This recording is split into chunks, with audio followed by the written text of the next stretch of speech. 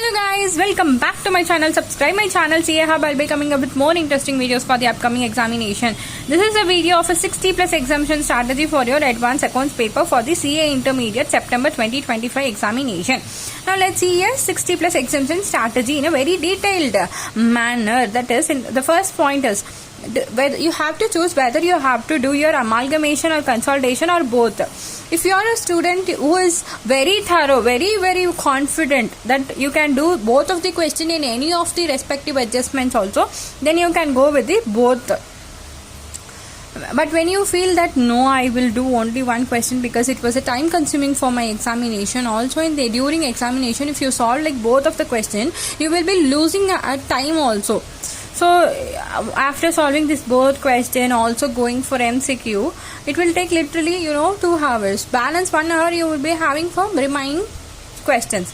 So it is totally depending upon you whether you have to do your amalgamation, consolidation or both. But one more thing guys, amalgamation comes for 14 marks, that is in the 4th or 5th question of your advanced accounts paper, and consolidation for 14 marks in your 4th or 5th question of your advanced accounts paper. And one more thing is internal reconstruction, financial accounts, cash flow statement, buyback. These put together 4 questions may be asked. That is for sure they will be asking these questions in either of your second question or also in your third question, A or B part, depending upon it. So second, if they have asked you in a second question, it will be for 14 marks, and if they ask you in a third question, it will be for your 7 marks paper.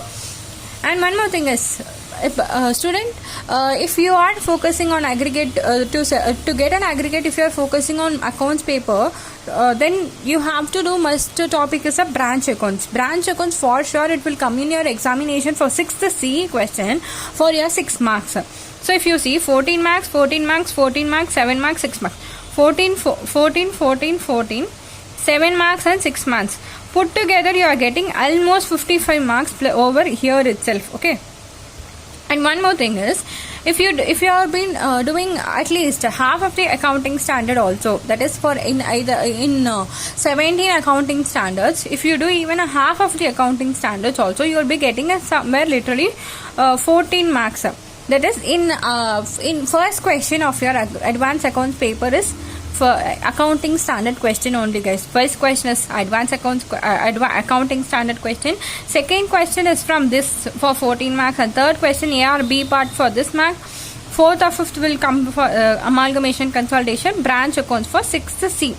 Rest of it and all will come for accounting standards only. So if you even see that it is depending upon you whether you are solving, or it is a mandatory question, but even though it was a mandatory, it depends upon whether you are how much thorough in accounting standards. So I was not counting this.